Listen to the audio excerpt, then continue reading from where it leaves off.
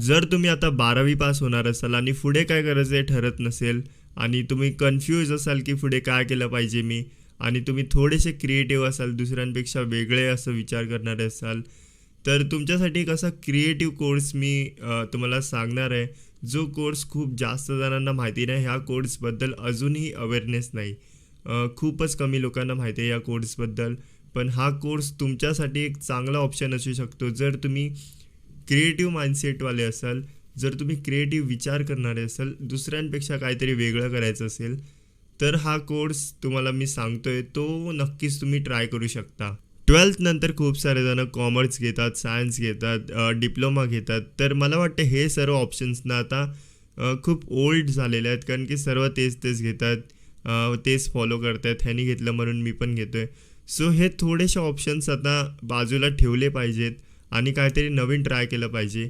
तर जर तुम्ही क्रिएटिव्ह असाल तर तुमच्यासाठी BMM हा ऑप्शन खूप चांगला असू शकतो. BMMCचा फुल फॉर्म काय तर मल्टीमीडिया इन मास कम्युनिकेशन. हा कोर्स ना बाकीच्या कोर्सपेक्षा खूप जास्त वेगळा आहे, कारण की हा कोर्स वेगळ्या लोकांसाठीच बनलेला आहे. या कोर्समध्ये थिअरीपेक्षा प्रॅक्टिकलवर जास्त फोर्स दिला जातो. जर तुम्हाला photography, videography, video editing, reel making, short film making किंवा असेल मूवी मेकिंग किंवा खूप सारे असे ऑप्शन्स आहेत, जर्नलिस्ट असेल किंवा ग्राफिक डिझाईन असेल, जर ह्या सर्वांमध्ये इंटरेस्ट असेल ना, तर हा कोर्स तुमच्यासाठीच बनलेला आहे. कारण हा कोर्स अशाच मुलांसाठी डिझाईन केलेला आहे जे खूप जास्त क्रिएटिव्ह असतात. आणि ह्या कोर्सच्या सेमिस्टर्समध्ये तुम्हाला ज्या असाइनमेंट्स पण ज्या मिळतात ना, त्या पण खूप जास्त प्रॅक्टिकल मिळतात. जसं की रील बनवायची आहे तुम्हाला, शॉर्ट फिल्म बनवायची आहे किंवा कोणती डॉक्युमेंटरी बनवायची आहे किंवा कोणता पोस्टर मेकिंग करायचं आहे, ग्राफिक डिझाईन करायची आहे किंवा समोर जाऊन काहीतरी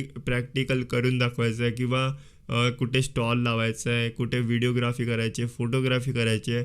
तर असं सर्व असाइनमेंट्स मिळतात तुम्हाला, त्यानुसार तुम्हाला मार्क्स दिले जातात.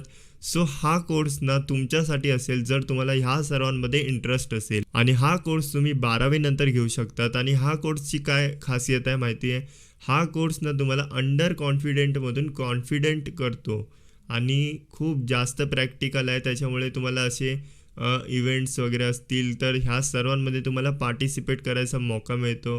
जसं डान्स असेल किंवा कोणतं कॉम्पिटिशन असेल, असे तुम्हाला पार्टिसिपेट करायचं खूप जास्त ह्याच्यामध्ये चान्सेस मिळतात, ज्याच्यामध्ये तुम्हाला स्वतःला ग्रो करता येतं. तर सो तुम्हाला हा कोर्स घ्यायचा असेल तर तुम्ही नक्कीच घेऊ शकता. आणि BMMच्या भाऊसारखाच एक सेम कोर्स आहे, त्याचं नाव आहे FTNMP. जर तुम्हाला मूवी मेकिंग, मूवी कसे बनवतात, शॉर्ट फिल्म कसे बनवतात, कॅमेरा कसे हँडल करतात, लाईट्स कसे हँडल करतात, जर स्पेसिफिक फक्त ह्याच्याबद्दल शिकायचं असेल तर FTNMP कोर्स तुमच्यासाठी बेस्ट असणार आहे. पण त्याची फीस थोडी जास्त असते, BMMपेक्षा जास्त असते. सो जर तुम्ही फक्त ह्या रिलेटेड शिकण्याचे इच्छुक असाल तर हा कोर्स तुमच्यासाठी चांगला आहे. नाहीतर BMM पण तुमच्यासाठी चांगलाच कोर्स आहे. BMM आणि FTNMP कोर्स घेण्याआधी पण तुम्ही काही गोष्टी चेक केल्या पाहिजेत. तुम्ही डायरेक्ट कोर्स घेऊ नका. सर्वात आधी चेक करा की त्या कॉलेजकडे फॅसिलिटीज आहेत का, त्या कॉलेजचे स्वतःचे इक्विपमेंट्स आहेत का. कारण इक्विपमेंट जर कॉलेजचे नसतील तर तुम्हाला स्वतःचे पर्सनल इक्विपमेंट्स वापरावे लागतील. जसं कॅमेरा असेल, लॅपटॉप सोडा, लाईट असतील किंवा स्टँड असतील, ट्रायपॉड्स असतील. सो हे कॉलेजकडे असणं खूप जास्त इम्पॉर्टंट आहे. आणि जर नसतील तर तुम्हाला स्वतःचे पर्सनल वापरावे लागतील. सो पहिलं हे चेक करा की कॉलेजकडे आहेत का. नाहीतर असं होईल की कॉलेजकडेही नाही आणि तुमच्याकडेही नाही, तर तुम्हाला थिअरी बेस थोडंसं करावे लागेल. सो हे चालणार नाही. सो कॉलेजकडे इक्विपमेंट्स असणं गरजेचं आहे. तर आजच्या व्हिडिओमध्ये एवढंच. जर तुम्हाला BMM बद्दल अजून जास्त माहिती पाहिजे असेल, BMMचा ओव्हरऑल एक्सपिरियन्स कसं असतो हे जाणून घ्यायचं असेल, कारण मी पण एक BMM स्टुडंट आहे, तर मी तुम्हाला ह्याच्याबद्दल संपूर्ण नॉलेज देऊ शकतो.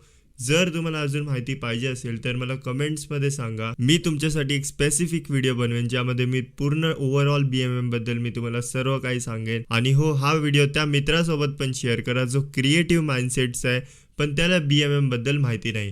तर भेटूयाच नक्की पुढच्या व्हिडिओमध्ये.